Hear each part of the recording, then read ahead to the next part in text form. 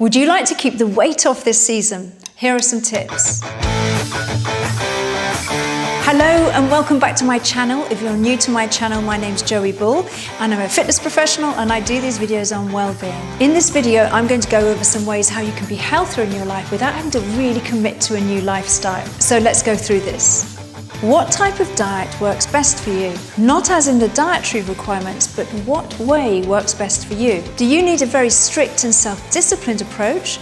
Or do you rather just take the healthier options and still have really tasty stuff along with using other various ways? This is important as picking the right one will achieve the likelihood of you getting along with the right one and having the success you want. And on that point, you should be very specific about what you want to achieve. Do you want to reduce just fats, a few carbs, ditch the sugars? Whereas if you'd like to lose some weight, you'll probably have to do all of those. This is helpful as then you'll always know the limits of your diet and avoid confusion and avoid making mistakes. Additionally though, although it may seem obvious, it's very important to be specific in your goals so that you always know what action to take.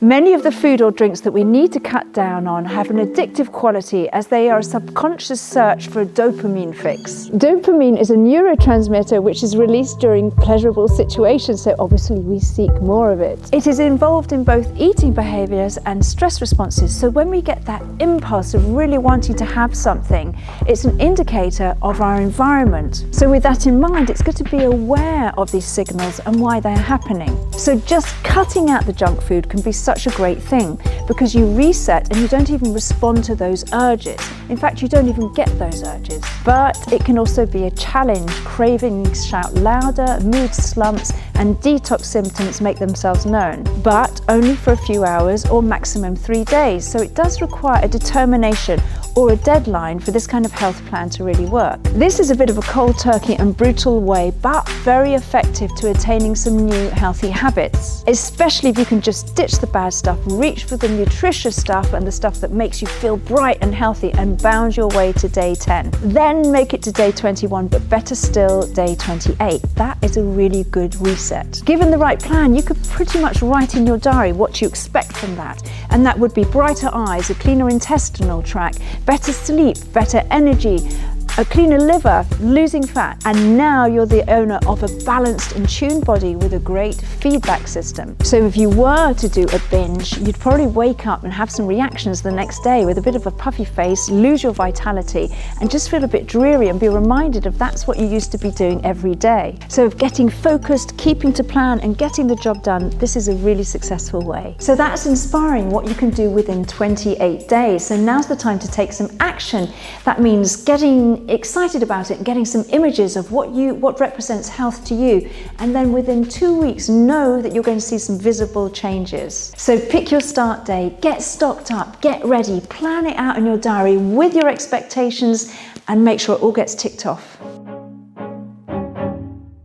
So if you're more of an easy does it, make it work by step, and then wait for your goals, then there's a very different approach. So just telling yourself a little less junk food and a bit more self-care is a bit too loose and you're soon in that territory of nothing happening at all. So despite this more measured pace, it's very important that you know what you're going to be doing within the next 12 months, what you'd like to have achieved, what you'd like to feel like. So that could be, I'd like to have more energy, I'd like to have lost some fat, I'd like to have clearer skin, I'd like to have a sharper mind. Then writing the goals down means you can get some clarity. Be more specific. It means that you're going to get closer to those goals and bring them alive and get excited about them. So this approach is more about addition, bringing things into your days, weeks and months and the year that makes a big difference over time, rather than going for that rather fast spring clean. And this way there's nothing to rebel against, so you can just go about implementing the addition. For instance, you could just start with 2 or 3 habits that you're going to add every day over a duration of time. They could be something as simple as flossing your teeth, drinking more water or breathing. Already with those 3 things, you would have less inflammation, higher pH levels, better alkalinity throughout your body, making a less inviting terrain for disease. For instance, a professor of preventative medicine at New York's Buffalo University found that those with gum disease were twice as likely to have a stroke caused by a blood clot than those with good oral hygiene. So that's a sequence that starts from poor care for teeth, which leads to gums, possibly bones, certainly bacteria, and then enters the bloodstream. That's an example of a small small thing that can have a massive impact on health.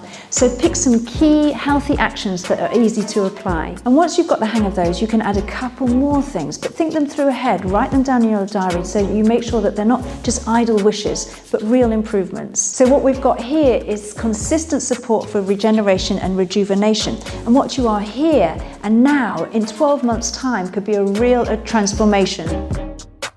That's it for today's video. I hope you find that this is an easy way to get healthy. And if you did like this video, please leave a like and subscribe to my channel. I upload every week. I hope to see you in my next video.